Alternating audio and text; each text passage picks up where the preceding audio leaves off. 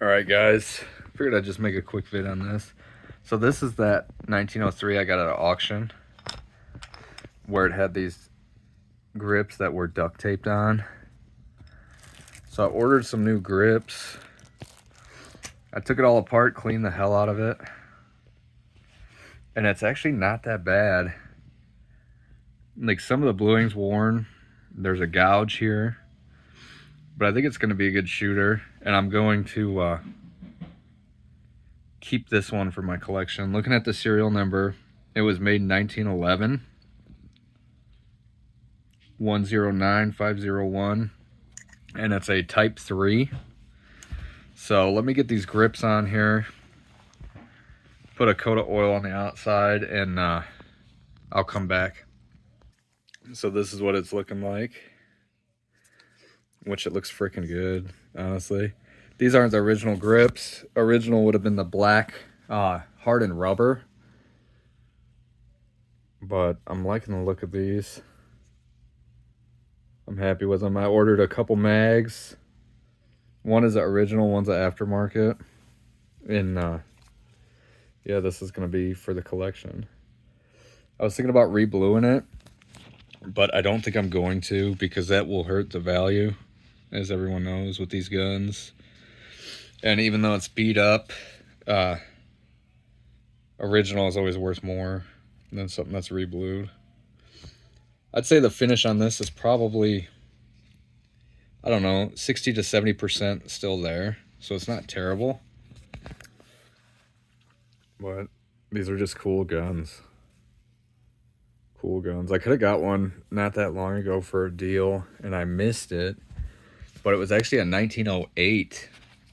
Not the vest pocket, the same gun, but in 380.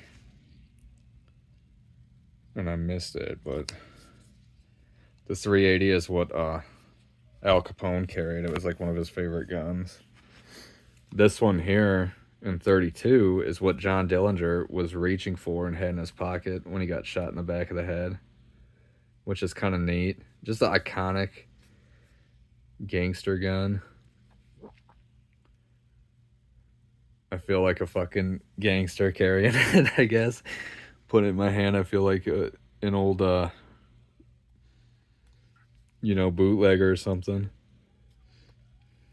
But it's pretty neat.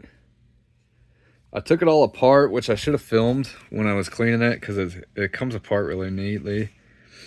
It has lugs milled into the barrel. I guess kind of similar to like the lugs in a Tokarev. And you have to line it up and then rotate it. And that locks it in instead of like a barrel link. And it's just kind of a neat design there. When it's cocked, hold on, I'm going to cock it. So I'm going to pause it and come back so you can see. But the way to tell it's cocked is the safety won't work when it's not cocked. And then also the grip safety is not exposed right now. So let me cock it and I'll show you. Okay, so now I cocked it and you can see the grip safety is exposed. And then also this safety works. But neat little gun. I've never had one of these. My father had a FN 1910, which is very similar. It's also a Browning, John Browning design. The 1910 is a pretty popular gun in terms of like historical assassinations. And the Archduke was and his wife were assassinated with it, which started World War I, which is kind of neat.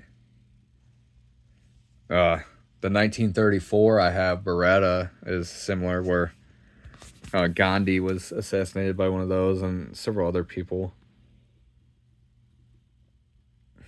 But I figured I'd show that. It's a neat gun. Out of that last haul at the auction, this is the only one I'm going to keep. All the rest I got just to sell. The first auction video I did, the first auction I attended, I kept the 1904 Winchester single shot. and I redid the stock, which I didn't really get crazy. I just like stripped it and put a coat or several coats of boiled linseed oil on it. Because that one, the original value is all gone. It's got checkering and the trigger guard is cut up. It doesn't have the original trigger guard, so I figured I'd just keep it for like a gun around the farm when I need a single shot. And then the 74 Winchester 74 I gave to my father. He wanted that. But that's a neat gun. It's weird. I never like 32, but for some reason I sure have a lot of them. You know, and I don't know. I seem to always get 32s, even though I'm not the biggest fan. It's a fun caliber though. It's no recoil, easy to shoot. It's just expensive for what it is, and in terms of the power, it's pretty anemic. But I'm trying to think offhand, but I think I have like, I don't know, 6 or 7 32 ACPs right now. But like I said, this one's gonna be in my collection, and definitely not gonna sell it just because I do like John Moses Browning designs, and I always wanted one of these, and it's pretty gangster. If I can find the original rubberized grips for a deal, like on eBay or gun show or something, I'll probably get them just because I want to keep it original.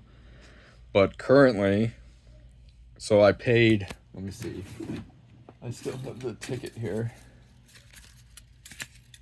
I paid like $200 for this at the auction, and all the original rubberized grips I see are like over $200 on eBay. And these, I think I paid $60 for these. So not bad. And looks a lot better than this shit with electrical tape, eh? And they have the Colt medallions, which is nice. This is another thing I was gonna mention. My Wheeler gunsmithing screwdriver set is wonderful because it has the really, really fine slotted screwdrivers and quite a few different ones. I use it a lot when I'm working on my combination guns and drillings and stuff.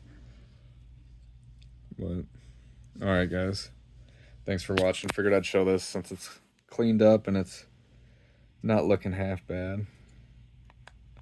Very, very iconic, classic American gangster pistol. This was like the Glock back in the day for the gangsters. It's like reliable, easy to conceal. It's called the pocket hammerless, but there is a hammer right here. When I took it apart, you could see that pretty well, and yeah. But alright, thanks for watching. See you later.